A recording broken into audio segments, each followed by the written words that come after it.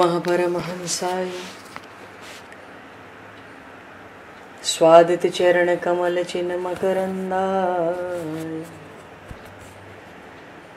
भक्तजन मानस निवासाय श्री रामचंद्राय नमः।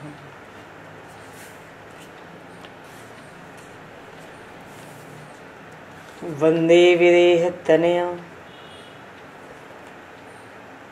पदपुंडरीकम् केशौरसौरभसमाहत योगिचेत्तम् हन्तुं प्रतापमनिशं मुनिहंससेव्यं सन्मानशालिपरिपीत परागपुञ्जम्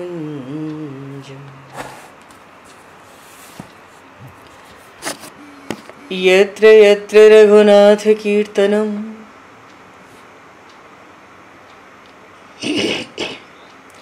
तत्र तत्र कृतमस्तकाञ्जलिं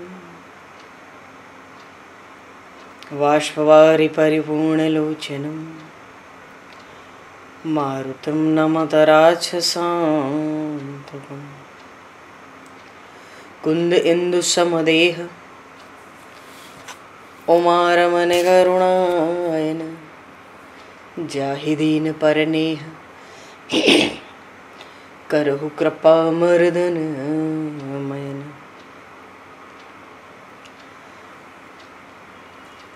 प्रहलाद नारद पराशर पुंडरीक व्यासे अम्बरीश शुक शौनक भीष्म दालभान रुक्मांगद अर्जुन वशिष्ठ विभीषणादीन एतानहं परम भागवतान् नमामि। श्री सीतानाथ समारंभां श्री रामानन्दार्य मध्यमाम् अस्मदाचार्य पर्यन्तां वन्दे गुरु परम्पराम्।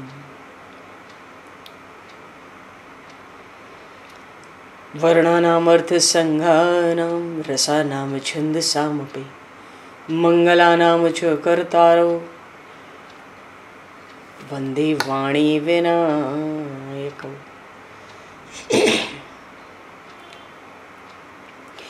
नान्यायस्पृहा रघुपते हृदये स्मदीये सत्यं वदामि च भवानखिलान्तरात्मा भक्तिं प्रयक्ष रघुपुङ्गवनर्भारां मे कामादिदोषरहितं कुरु मानसं च।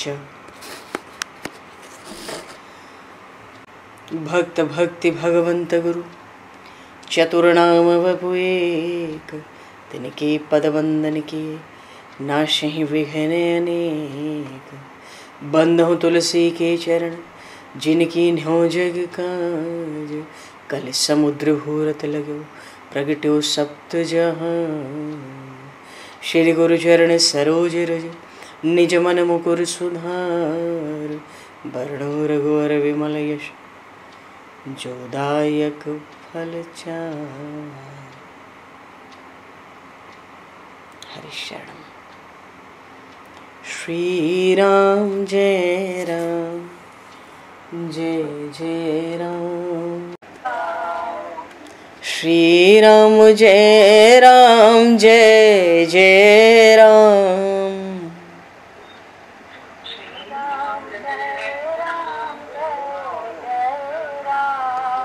श्री राम जय राम जय जय राम।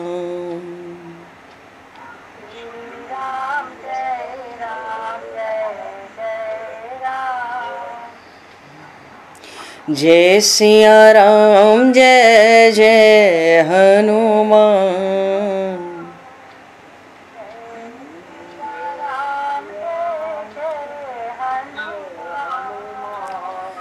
श्री गुरु रामानंद भगवान।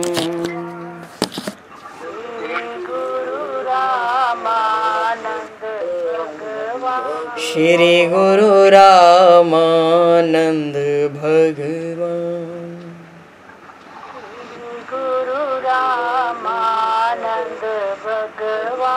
श्री राम जय राम जय जय राम। श्री राम जय राम जय जय राम। जय सिया राम जय जय सिया राम। जय सिया राम जय जय सिया राम। जय सिया राम जय जय सिया राम। जय सिया राम जय जय सिया राम। बोली सियावर रामचंद्र भगवान की जय। संपूर्ण राम दरबार की जय। श्री अवध मिथिला धाम की जय। श्री बांके बिहारी लाल की जय। 84 कोस ब्रजमंडल धाम की जय। श्री रामचरितमानस जी महाराज की जय। श्रीमन्नाम महाराज की जय। श्री पंडरीनाथ भगवान की जय। कली पावन अवतार गोस्वामी तुलसीदास जी महाराज की जय। सब संतन की जय, सब भक्तन की जय, समस्त वैष्णवन की जय, समस्त पूर्वाचार्य चरणन की जय, समस्त संप्रदाचार्यन की जय। श्री सद्गुरुदेव भगवान की जय। गंगा मैया की जय, जमुना मैया की जय, सरजू मैया की जय, गौ माता की जय, तुलसी माता की जय, पृथ्वी माता की जय, एकादशी महारानी की जय। जय जय श्री सीताराम, जय जय श्री राधेश्याम। नमः पार्वती पते हर हर महादेव। हरि शरणम। अनंत कोटि ब्रह्मांड नायक सर्वेश्वर पूर्ण परात्पर ब्रह्म असंख्य कल्याण गुणगण लय भक्तवांशा कल्पतरु शरणागत वत्सल भक्त वत्सल दीनबंधु दया सिंधु श्री कौशल्या आनंद वर्धन श्री दशरथ नंदन श्री जानकी कंठभूषण भगवान श्री सीताराम जी महाराज की असीम कृपा करुणा से श्री हनुमान जी महाराज की परम पावन भावमयी सन्निधि में महापुरुषों की भावमयी उपस्थिति में एवं आप सभी श्रद्धालु भक्त वैष्णवों की मंगल सन्निधि में मानव जीवन का सर्वोत्कृष्ट फल भगवत गुणगान भगवत कथा का आनंद हम सभी श्री राम कथा के माध्यम से प्राप्त करने जा रहे हैं। सर्वप्रथम आप सभी भक्त जनों के श्री चरणों में भगवत भाव से सादर वंदन सादर नमन। आप सभी को यथा योग्य जय सिया राम, जय जय श्री राधे, हरि श्याम, जय श्री राम।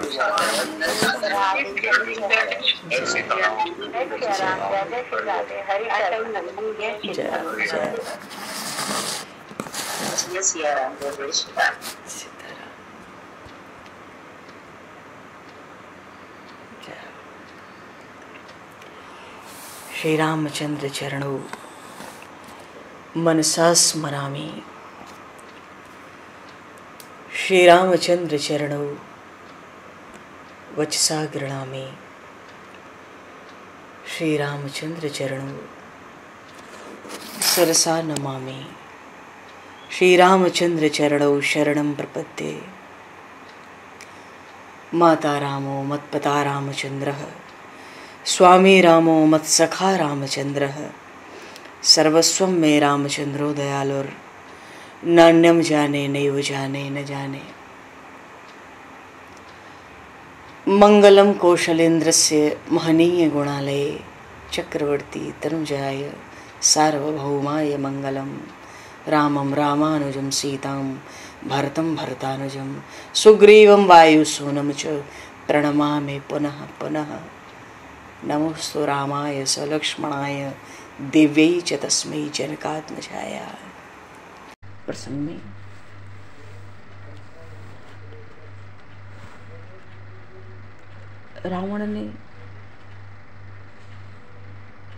रावण को खबर पड़ी कि श्री राम वानर सेना के साथ प्रयाण भी कर लिए और समुद्र के तट पर भी आ गए हैं। अब मानो लंका और उस वानर सेना के बीच में एक समंदर की ही तो दूरी है। उसी समय रावण ने लंका में सभा की। आपात सभा थी, रात्रि में हुई है। देर रात्रि से हुई है। सभा में सब मंत्री थे, पूछा अब क्या करना चाहिए। मंत्रियों ने कहा आप तनिक भी चिंता मत करो, जब हनुमान आया था तो उस समय हम थोड़े गाफिल थे, ये बंदर हमारा क्या कर सकेंगे, नर और बानर तो हमारे आहार हैं, आप तनिक भी चिंता मत करिए, हम लोग सबका विनाश कर देंगे। जीते हो सुरासर तब श्रम नाही, नर बानर कहले के माही।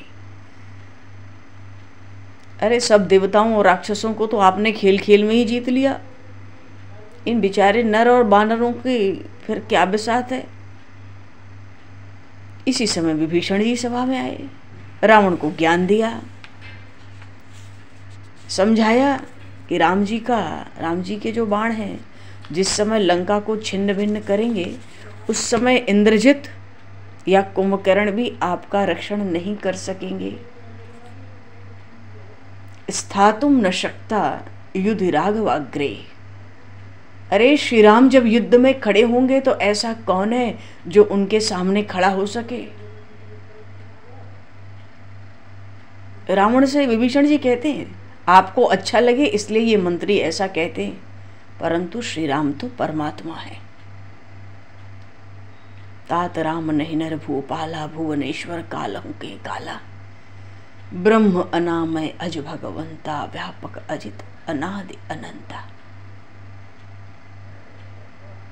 विभीषण जी कहते हैं कि आपने अकारण ही श्री राम जी के साथ विरोध किया, ये ठीक नहीं है। राम जी का एक सेवक हनुमान यहाँ आया और वो सारी लंका जलाकर चला भी गया, कोई भी उसे न तो पकड़ सका न मार सका। ये जो बातें करते हैं ये विश्वास करने के योग्य मंत्री नहीं है आपके। इसलिए मेरी सलाह है कि आप राम जी की शरण लो। विभीषण जी ने बड़ा सुंदर बोध दिया, बड़ी सुंदर नीति सुनाई, जिससे रावण को धर्म अर्थ काम मोक्ष सबकी प्राप्ति हो, पर पहले काम क्रोध लोभ तो त्यागो। पर रावण को अच्छा नहीं लगा। रावण ने सभा में विभीषण जी का अपमान करते हुए कहा मेरे घर का खाकर पुष्ट हुआ है और मेरे शत्रु की ही तू प्रशंसा कर रहा है। जियसी सदा सठ मोर जियावा, रिपुकर पक्ष मूड तो ही भावा। मेरा खाकर मेरे शत्रु को श्रेष्ठ समझता है। रावण ने कहा विनाशम अविकांक्षन्ति जातीनाम जातय सदा। तू तो मेरा भाई है पर उन तपस्वियों का बखान करता है। तू लंका में रह क्यों रहा है, तू यहां से निकल जा, तू मेरी लंका में मत रह। रावण ने बड़ा भारी अपमान किया विभीषण जी का। कल ये प्रसंग हो चुके। विभीषण जी ने फिर भी वंदन किया। रावण ने चरण प्रहार किया विभीषण जी के वक्ष पर, उसने लात मारी। और जिस घर में संत का अपमान होता है उस घर में जल्दी विनाश होता है। रावण की लंका में संत विभीषण विराज रहे थे, मानो विभीषण का पुण्य रावण की रक्षा कर रहा था। ऐसे ही प्रत्येक घर में एक एक पुण्यात्मा होता है, दैवीय जीव होता है, उसके पुण्य प्रताप से वो घर सुखी होता है। अगर वो दुख खाकर कहीं चला जाए, भीतर से सबका त्याग कर दे, पीछे सब दुखी हो जाते हैं। भागवत में भी कथा आई, दुर्योधन ने विदुर जी का अपमान किया। दुर्योधन ने विदुर जी से कहा तू दासी पुत्र है, मेरे घर का अन्न खाकर पला है और मेरी निंदा करता है, मेरे घर का खाकर मेरे विरुद्ध काम करता है। दुर्योधन ने अपने सेवकों को हुक्म दिया, आदेश दिया, इस विदुर को धक्का मारकर बाहर निकाल दो। विदुर जी ने विचार किया, कोई दुर्योधन के सेवक नौकर मुझे धक्का मारेंगे तो उनको पाप लगेगा, मैं ही सभा छोड़कर चला जाऊं। भाई सेवक धक्का मारे, इससे पहले विदुर जी ने सोचा हस्तिनापुर का त्याग कर दो, तो विदुर जी के चले जाने से कौरवों का नाश हुआ। यहाँ रावण की बुद्धि बिगड़ गई थी, उसका विनाश काल बड़ा समीप आ गया था। काल दंड गही काहू न मारा, हरई धर्म बल बुद्धि विचारा। जिसका काल समीप आ जाता है, जिसकी मृत्यु समीप आ जाती है, उसके बल बुद्धि का हरण हो जाता है। रावण ने विभीषण जी का तिरस्कार किया। जिस समय विभीषण बंधन करने को झुके, उस समय रावण ने लात मारी। तब विभीषण ने कहा, भाई आप तो मेरे अग्रज हो, बड़े भाई हो, पिता के समान हो। धिक्कारो पितथा पित्वम ज्येष्ठो भ्राता पितु समा। बड़ा भाई पिता के समान होता है, आप मेरे पिता के समान हो। भले ही मुझे लात मारो, मेरा तिरस्कार करो, पर मैं तो आपके चरणों की वंदना करता हूं।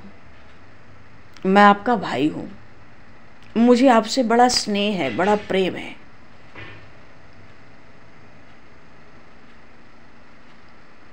हाथ जोड़ लिए विभीषण जी फिर से। कहते हैं, भाई तात कितने प्रेम की बोली बोलते हैं रावण से। हाथ जोड़ के कहते हैं, जो ये पाप करते हो वो ठीक तो नहीं है, आपको पीछे पछताना पड़ेगा। उन भगवान श्री राम के साथ विरोध करना उचित नहीं है। राम जी के साथ आप बैर करोगे, शत्रुता करोगे तो वंश का विनाश हो जाएगा। और मुझे यहां से चले जाने को कहते हो, तो मैं अब आपकी लंका में रहूंगा नहीं। मैं तो श्री रघुनाथ जी की शरण में जा रहा हूं। बोलिए शरणागत वत्सल भगवान की जय। विभीषण लंका छोड़ गए, और जिस समय लंका से विभीषण गए, उसी क्षण सब राक्षस आयु से हीन हो गए। कौरव पांडव का युद्ध हो रहा था, महाभारत का। भगवान सारथी बन के अर्जुन जी को अपने रथ पर विराजमान किए थे, और जैसे ही युद्ध की भूमि में प्रभु पहुंचे, प्रभु ने ऐसी दृष्टि कौरव सेना पर डाली, विधि पूर्वक सबकी आयु प्रभु ने आयु नहीं ली, वो तो उन्होंने मार ही डाला सबको। तभी तो पीछे अर्जुन से कहा, ये तो मरे हुए को तुम मारोगे, तुमको यश मिलेगा। ये तो मरे हुए हैं। प्रभु की दृष्टि भगवान श्री कृष्ण की ऐसी पड़ी, सब मर गए थे। युद्ध तो देखने का चल रहा था, और पांडवों को यश मिला, राज्य मिला, धर्म हुआ, न्याय हुआ। विभीषण लंका छोड़ गए, तो जब गए तो सब राक्षसों की आयु लेकर गए। आयुहीन भय सब तबहि। आयु सबकी समाप्त, मानो सबके सिर पर मृत्यु नाचने लगी। वैसे भी सत्पुरुष का अपमान सर्वनाश तो करता ही है, और कराता भी है। तो विभीषण जी तो राम जी के पास आकाश मार्ग से गए, और जब गए तो पूरे मार्ग में भगवान श्री राम के चरणों का स्मरण करते रहे। भाविए कि जब हम प्रभु के सामने आए, मंदिर जाएं या अपने पूजा पाठ के स्थान में विराजें, कैसे भी प्रभु के सामने हो विराजें, तो संसार का चिंतन करना नहीं चाहिए। मंदिर भी जाएं, मार्ग में संसार का चिंतन हम ना करें, मकान का, घर का, इसका उसका। प्रभु का ही स्मरण करते हुए मार्ग में भी चलना चाहिए। मार्ग में जब विभीषण जी चलने लगे तो मन में बड़े पवित्र विचार उठ रहे थे। सोचते हैं भगवान शंकर ने जिस स्वरूप को हृदय में रखा है, उसका ध्यान करते हुए ही उन परमात्मा का चिंतन करते चलते थे। उनका भाव है, आज मैं धन्य हो गया, मेरा अहोभाग्य है, प्रभु की शरण में आज जा रहा हूं।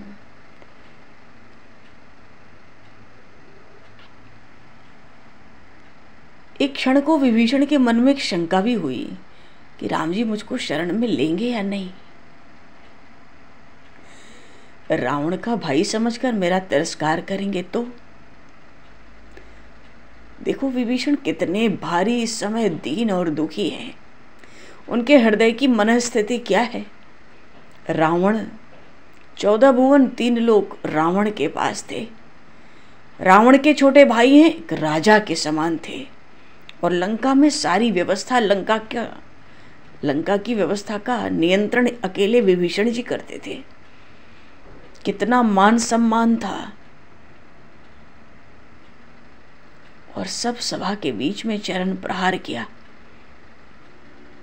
कितना अपमान, कितना भारी तिरस्कार। अब अगर विभीषण जी जाते, लंका से तो निकाल दिया रावण ने, तो किसकी शरण में जाते? हम विचार करें, 14 भुवन 3 लोक में ऐसा कोई नहीं था जो विभीषण जी की वो शरण देता, उनकी रक्षा कर सके, क्योंकि सब रावण से भयभीत हैं। देवता तो दिन में खाना नहीं खा पाते, रात को वो सो नहीं पाते, अपने अपने लोगों को छोड़ के इधर उधर गुफाओं में परिवार के साथ छिपे रहते। कौन शरण देगा?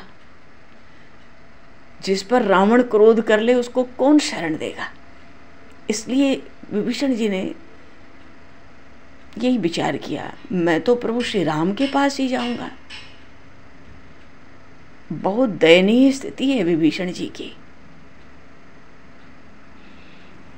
इसलिए मन में विचार आता है कि रावण का भाई समझकर मेरा तिरस्कार करेंगे, तो फिर विचार आता है नहीं नहीं, वो तो अंतर्यामी है, मेरा शुद्ध भाव है, परमात्मा मुझे अवश्य अपनाएंगे।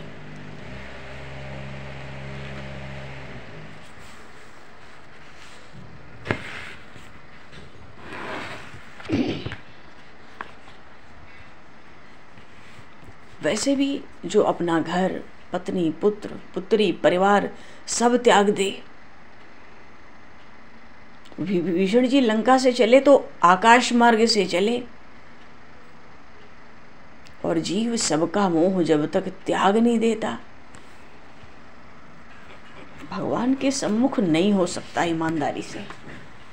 जब सब मोह निकल जाता है ना, तब जीव वस्तुतः भगवान की शरण होता है। विभीषण जी समझते हैं असली सुख तो भगवान में ही है, भगवान ही वास्तव में आनंद स्वरूप है, अमृतमय है। भगवान का नाम, उनका गुण, उनका प्रभाव, उनका तत्व, उनका रहस्य सब दिव्य है, अलौकिक है।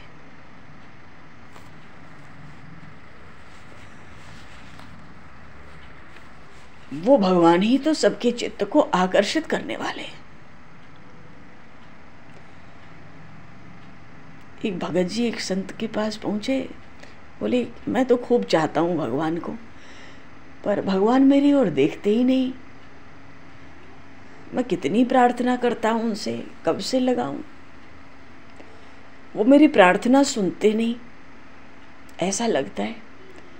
उन महापुरुष ने कहा, जो तुम्हें बुला रहा है ना, वो ही तुम्हारी प्रार्थना भी सुन रहा है, तुम शंका मत करो। जिसको वो बुलाएगा नहीं अपनी ओर, वो उनकी ओर बढ़ नहीं सकता, उनकी प्राप्ति का संकल्प नहीं कर सकता। प्रेरणा देने वाले वो, चलाने वाले वो, प्रार्थना भी वही कराते हैं, सुनने वाले भी वही हैं। कीड़ी के पग नूपुर बांधे सो भी साहिब सुनता है।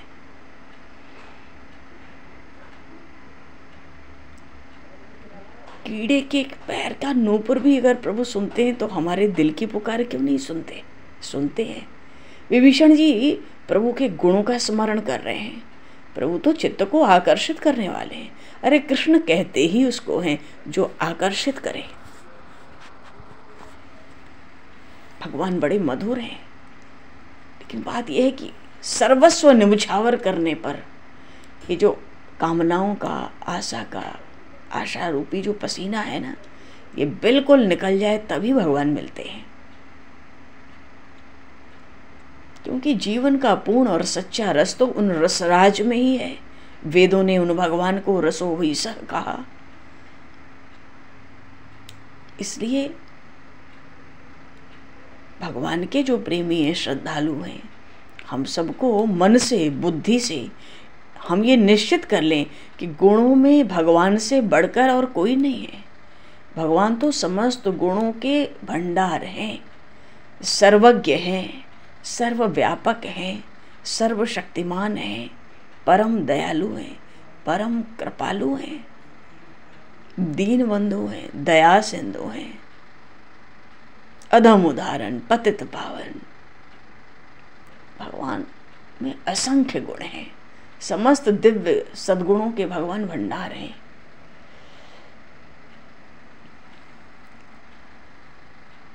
और इतना होने पर भी प्राणी मात्र पर स्वार्थ रहित दया और प्रेम करने वाले हैं। सुहृदयम सर्वभूतानां, गीता जी में कहा भगवान ने, सुहृदयम सर्वभूतानां ज्ञात्वा माम शांति रक्षति। भगवान की सब प्राणियों पर दया है, सब प्राणियों पर भगवान का एक समान प्रेम है, क्योंकि सब भगवान के ही हैं। मम एवांशो जीवलोके जीवभूतः सनातनः। तो सब पर भगवान की बराबर दया है, बराबर प्रेम है। किससे विरोध करें हम? सब धर्मों का निवास दया में कहा गया। तो भक्त जब ऐसे सर्व समर्थ भगवान से प्रेम करते हैं, भक्ति करते हैं, तो वैसे भी ये घर गृहस्थी संसार सब छूट जाता है। आगे निकल जाए तो शरीर तक का होश नहीं रहता।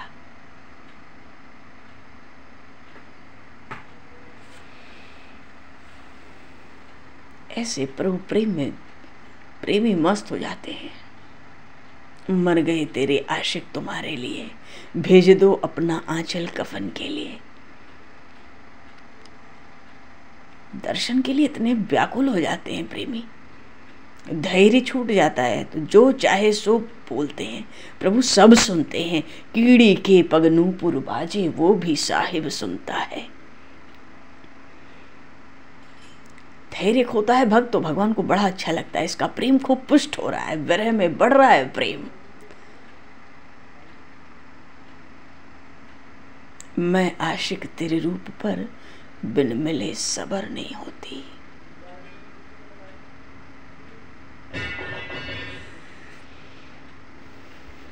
भगवान की रूप माधुरी विलक्षण है, अद्भुत है।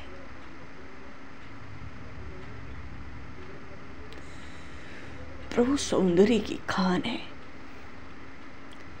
सच्ची बात यह है, ध्यान जब से कुछ नहीं होता, भीतर ही भीतर एक ऐसी लगन लग जाती है, फिर और कुछ अच्छा नहीं लगता, फिर वो साथ छोड़ता नहीं। ब्रज में एक संत गाते थे, मायरी मोहन लागियो संग डोले। इसको हटाता हूं तो भी ये हटता नहीं है, दिन रात साथ साथ रहता है। तो साथ साथ कौन रहता है? जो मेरा इष्ट है, और मेरे इष्ट का जो स्वरूप हमने अपने ध्यान में निश्चित किया है, स्थिर किया है, वो साथ साथ रहता है। जब भगवान की सन्निधि का अनुभव होता है, चित्त और व्याकुल होने लगता है। ऐसा लगता है वो छल कर रहे हैं, यही रहते हैं पर छल करते हैं और प्रकट नहीं होते। महाराज कहते थे, मुझे पता है तुम इसलिए सामने नहीं आते हो ना, लगता है तुम्हारे चक्र और गदा किसी ने चुरा लिए, उसी संकोच में सामने नहीं आते हो। अरे भक्त तो भगवान से ऐसी ऐसी बातें करते हैं कि वो प्रकट हो जाए, वो हंस पड़े, उसका एक बार दर्शन हो जाए, उसका स्पर्श हो जाए, हमारा ब्रह्म संबंध हो जाए। भक्त का हृदय जितना अधिक व्याकुल होता है प्रभु को, उतना आनंद आता है।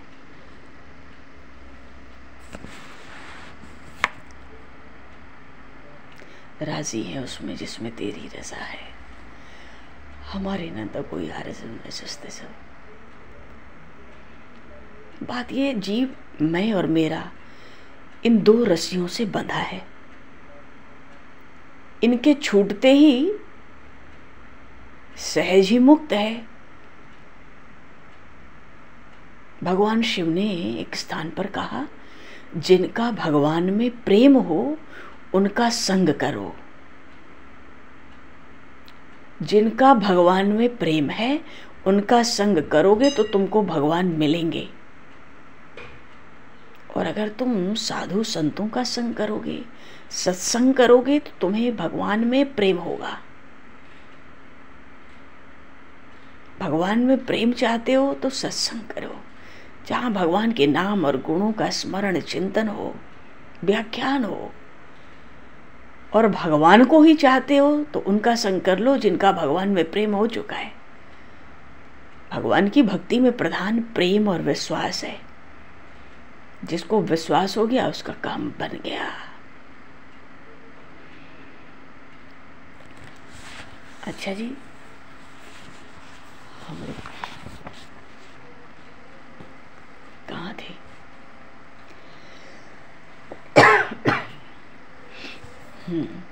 हाँ, सब त्याग करके विभीषण जी चल पड़े।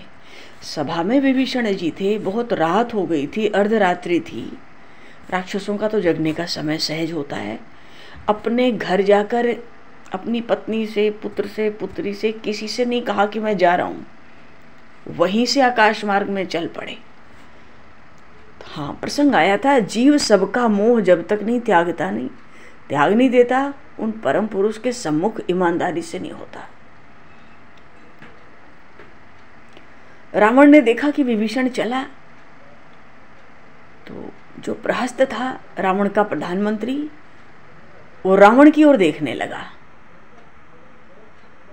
तो रावण ने कठोर आदेश दिया, उसे जाने दो, उसका यहां से जाना अच्छा हुआ। वो मुझसे मिलकर नहीं रह सकता तो जाए। मिलकर नहीं रह सकता का अर्थ है कि रावण के मन की जो बात नहीं करता है वो रावण को अच्छा नहीं लगता है। तो जब वो अपना मन मुझ में नहीं मिला सकता, मेरे मन की बात, मेरे तरीके से बात नहीं करेगा, तो जाए, यहां रहने की उसको जरूरत नहीं है।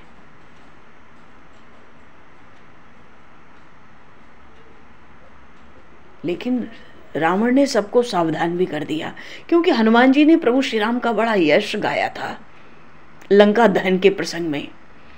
और अब विभीषण, रावण का भाई विभीषण चला गया, जा रहा है। तो रावण ने कहा कि मेरा अनुज है, भाई है, मुझसे मन मिला के नहीं रह सकता तो जाए, लेकिन दूसरा कोई यदि शत्रु के पक्ष में खड़े होना चाहता है, मानो रावण का तो अपमान है नहीं ये। तो कहता है रावण कि ये दशानन सहेगा नहीं। सब लोग इस बात का ध्यान रखना।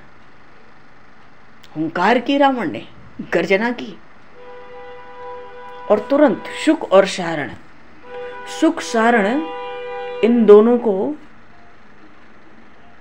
बोला, राक्षस थे ये दोनों, कि तुम दोनों छिपकर विभीषण के पीछे जाओ और बानर बन के इनके पीछे लग जाना, क्योंकि बानरों की सेना सुना है बहुत है। रावण ने सभा में जाने से पहले आज्ञा दी, देखो कि ये क्या करता है वहां जाकर, और वहां जो शत्रु की मेरे सेना है उसका बल, उसका पराक्रम सब पता लगा कर लौटो, फिर हम निर्णय करेंगे कि हमें क्या करना है, कैसे करना है। रावण को दर्प बहुत था ना, अहम बहुत था, सभा भंग किया, उठा।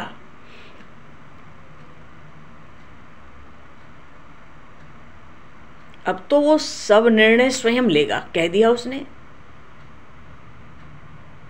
और ये रावण समझता था कि ये सब जो बैठे हैं मंत्री, ये सब चाटुकार हैं, खूब समझता था रावण। तो ये जो रावण से डरते हैं सब राक्षस, रावण सोचता है इनका जो डर है इसका लाभ उठा के इन सब का उद्धार करा दूंगा उन परम प्रभु के हाथ से, कितना यश होगा मेरा, सबको मारकर मरूंगा। परमात्मा तो है ही, रावण खूब जानता है श्री राम परमात्मा है। तिन्हि को मारे बिन भगवंता। पर रावण जब तक लंका में रहा सब राक्षसों को बड़ा सुख भोग दिया और सबका उद्धार करके ही मरना चाहता है।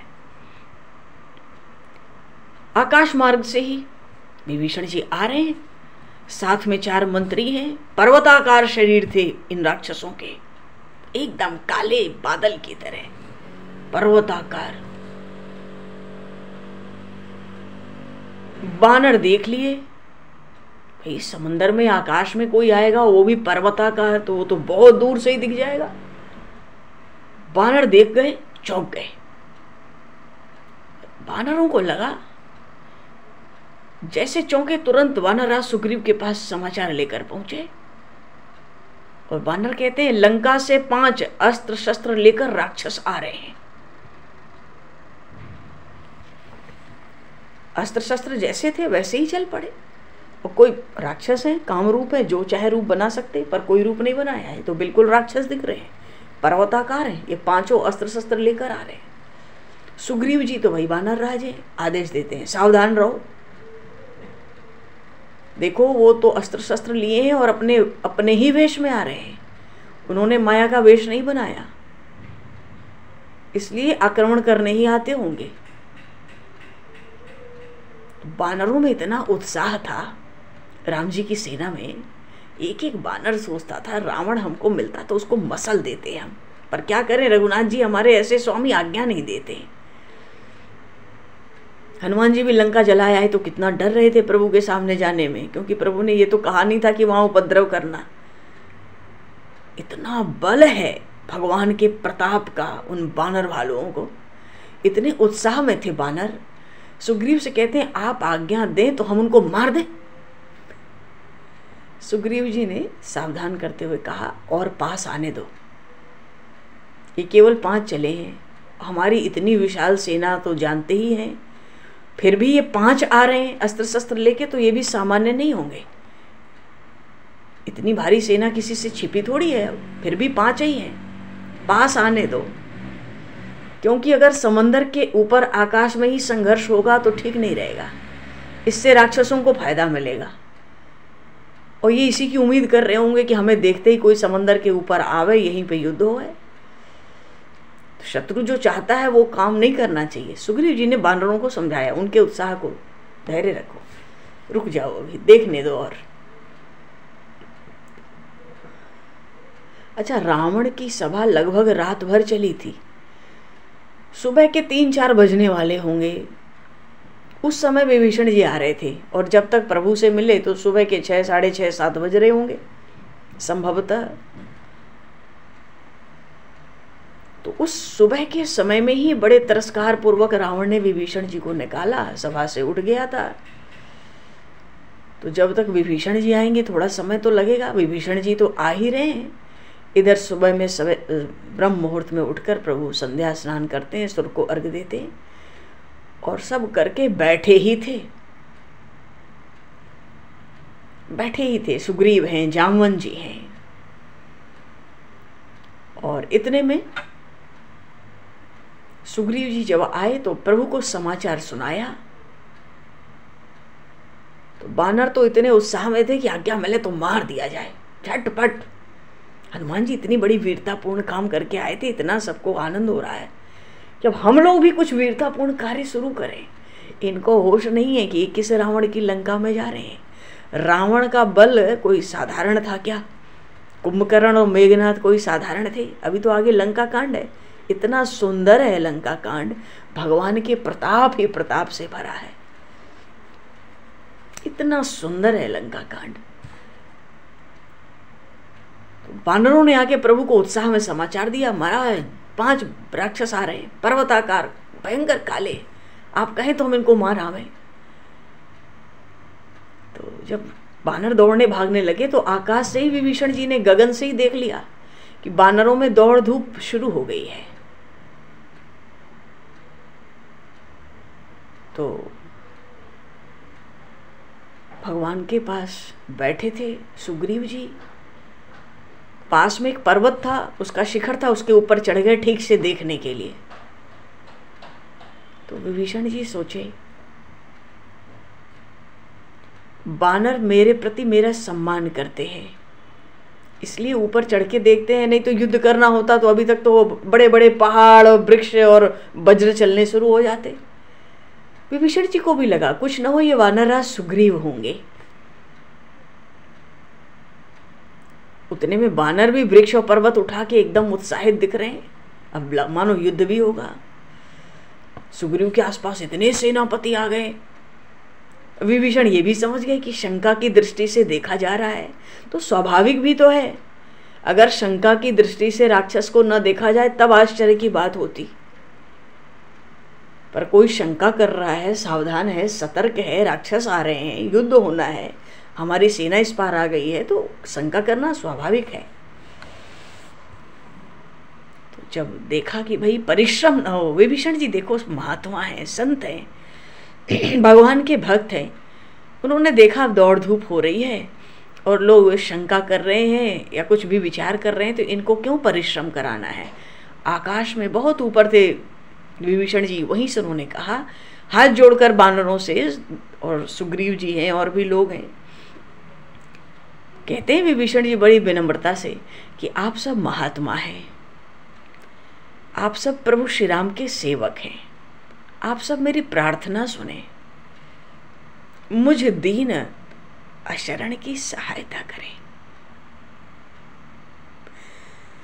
जिस रावण के पास 14 भुवन त्रिभुवन थे, उसका भाई विभीषण बानरों और भालुओं के आगे ये कहता है कि मैं दीन हूं, मैं अशरण हूं, मानो मेरा कोई रक्षक ही नहीं है, मेरा कोई रक्षक नहीं है, मैं अत्यंत दीन हूं, आप लोग मेरी सहायता करें। बहुत दूर से पुकार करके आकाश से ही विभीषण जी ने कहा, इसलिए कि इनको श्रम ना हो, ये परिश्रम ना करें। अब हमें अपना परिचय दे देना चाहिए। बानरों की सेना में चहल पहल दौड़ धूप शुरू हो गई है। विभीषण जी ये भी कहते हैं, बानरों से हाथ जोड़ के ऊपर से कहते हैं, आप शरणागत वत्सल, समस्त श्रेष्ठी को शरण देने में जो सर्व समर्थ हैं, उन श्री राम को मेरा निवेदन सुना दे। और उनसे ये भी कहना, जिसने उनकी भार्या का, पत्नी का हरण किया है, जिसने पंचवटी में गीधराज जटायु का वध किया है, जिसने श्री सीता जी को लंका में रोक रखा है, उसी तीनों लोक का जो कंटक है ना, बड़ा भारी, जो देवताओं का, साधु संतों का, ब्राह्मणों का, वेदों का जो शत्रु है, दशग्रीव रावण, उसी अधम रावण का अनुज राक्षस मैं विभीषण, रावण से तिरस्कृत होकर, लंका से निष्कासित होकर, उन अनाथों के नाथ, उन अशरण की शरण की, अशरण शरण की मैं शरण आया हूं।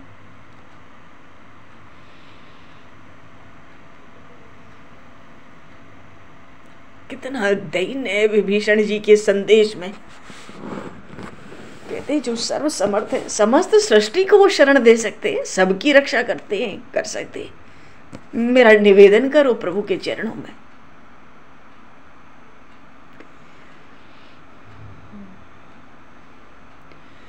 दीनों के दीन दयाल हो, भजो जय सीतानाथ। दीनों के दीन दयाल हो,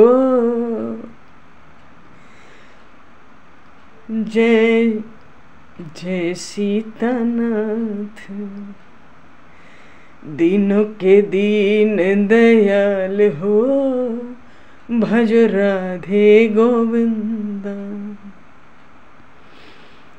दीनों के दीन दयाल हो, भजो रघुवर रघुनाथा। भजो रघुवर रघुनाथा, भजो रघुवर रघुनाथा। इतना भारी दैन्य विभीषण जी की वाणी में।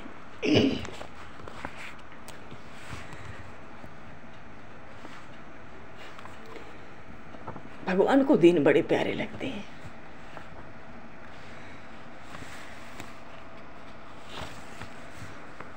विनय में एक जगह गोस्वामी जी ने कहा, दीन बंधु दूसरों कह पाऊं, आपके समान दूसरा दीन बंधु कहां पाऊंगा। को तुम बिनु पर पीर पाई है, और कही दीनता सुनाओ। भगवान के समान दूसरा कोई दीनबंधु कहाँ है? भक्त के दुख से दुखी होने वाला दूसरा कौन है? विभीषण जी भी सोचते हैं अपनी दीनता का दुखड़ा मैं किसके आगे रहूं।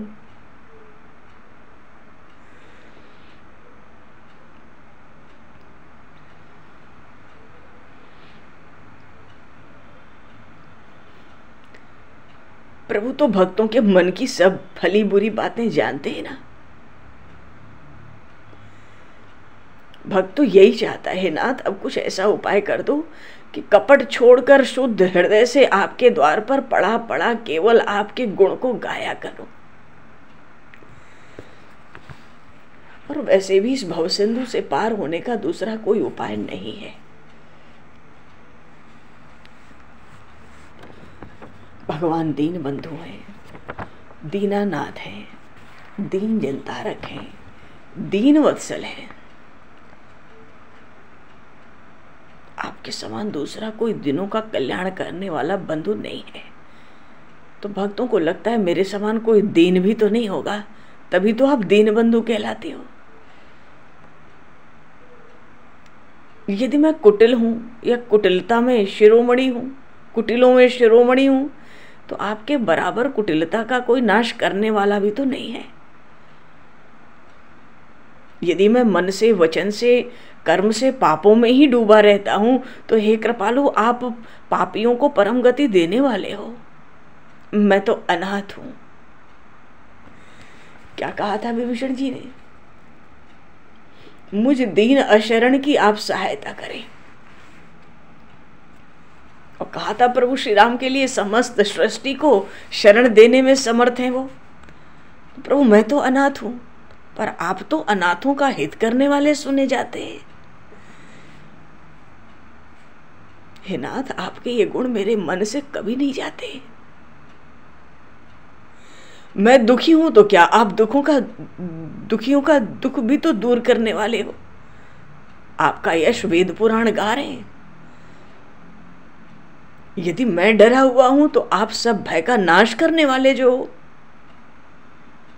कितने तो संबंध हैं मेरे आपके, जो अच्छा लगे वही मान लो, उसी संबंध से मुझे स्वीकार कर लो।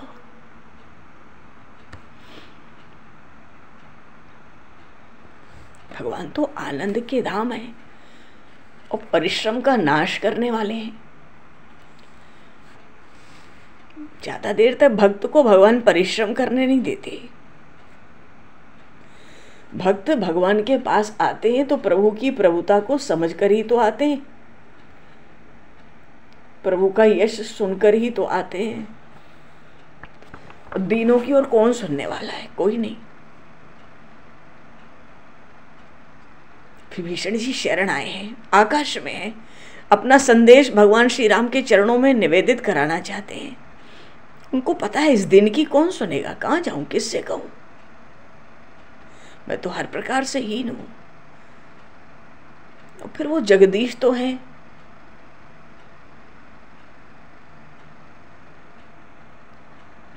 जिसके लिए कोई आधार नहीं होता है। भगवान के गुणों का गान करना ही उसके जीवन का आधार है।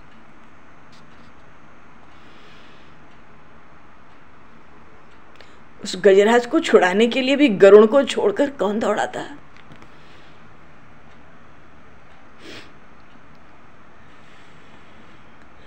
जब जल में गजराज ग्राह में युद्ध हुआ घन घोर, हार गया गजराज तो बोला दौड़ो नंद किशोर, सुदर्शन धारी हो महिमा भारी हो, हम आए शरण तिहारी, हम आए शरण तिहारी।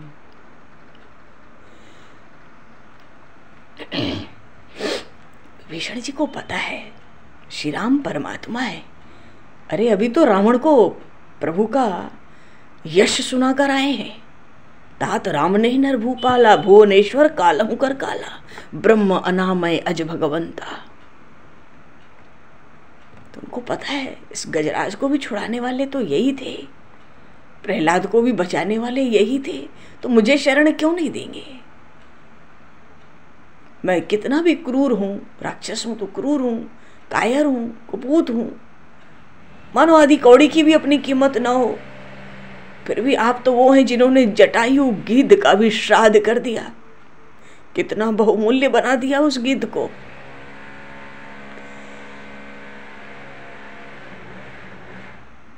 विभीषण जी को उम्मीद है मेरा उद्धार यही होगा, मेरे उद्धार में यहां देर नहीं होगी। नाथ आपका दरबार बहुत बड़ा है, जिस पर कृपा करके भगवान कृपा कर दे तो शीघ्र ही उद्धार हो जाता है, वो जीव पाप और दुखों से छूट जाता है सदा सर्वदा के लिए।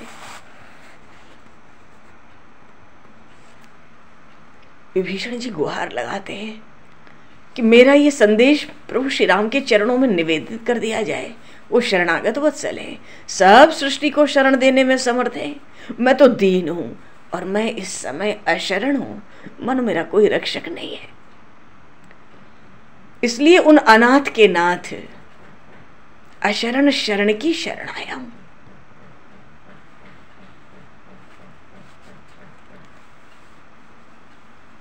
सुग्रीव जी का भी हृदय विभीषण जी की वाणी से कुछ पिघला।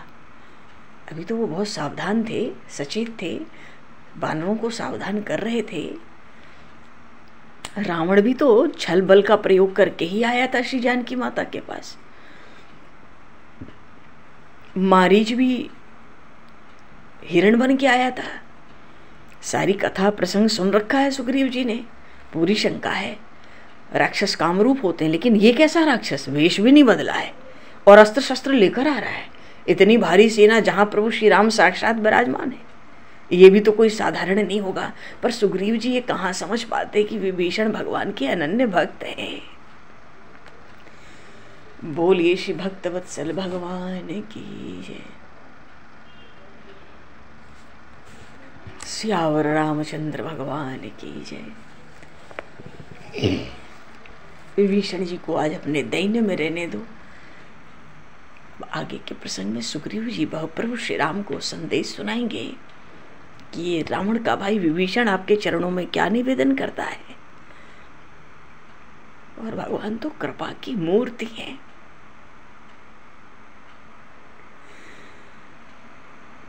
भगवान के गुणों को कोई क्या गा सकता है। असंख्य कल्याण गुण गण निलय है, समस्त सद्गुणों के भंडार हैं वो प्रभु। उन प्रभु की कृपा दृष्टि तो जीव मात्र पर है, बस भगवान की कृपा की ओर हमें देखना है, हमें उनकी ओर देखना है जो निरंतर हमें देखते हैं। हर क्षण वो परमात्मा हमें देखता है और हमें सुनता है। केवल इतनी बात को भी यदि हम दृढ़ता से पकड़ ले तो हमारा जीवन बदल जाएगा, हमारा समय बदल जाएगा, हमारी दृष्टि बदल जाएगी, फिर यही सृष्टि भी बदल जाएगी।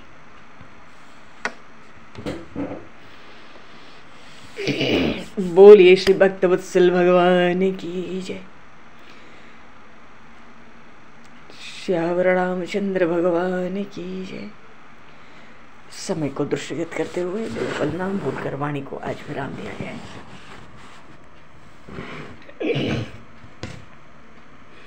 सीताराम जय सीताराम, सीताराम जय सीताराम, सीताराम जय सीताराम, सीताराम जय सीताराम, सीताराम जय सीताराम, सीताराम जय सीताराम,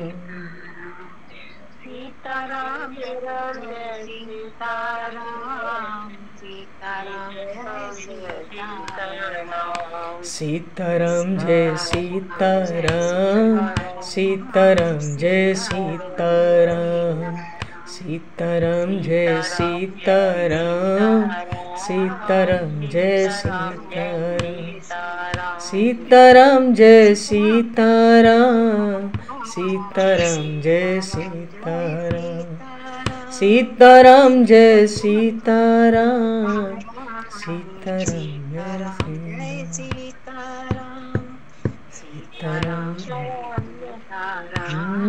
सीताराम जय सीताराम, सीताराम जय सीताराम, सीताराम जय सीताराम, सीताराम जय सीताराम, सीताराम जय सीताराम, सीताराम जय सीताराम, सीताराम जय सीताराम। बोले सियावर रामचंद्र भगवान की जय। सब संतन की जय, सब भक्तन की जय, सब गुरुदेव भगवान की जय।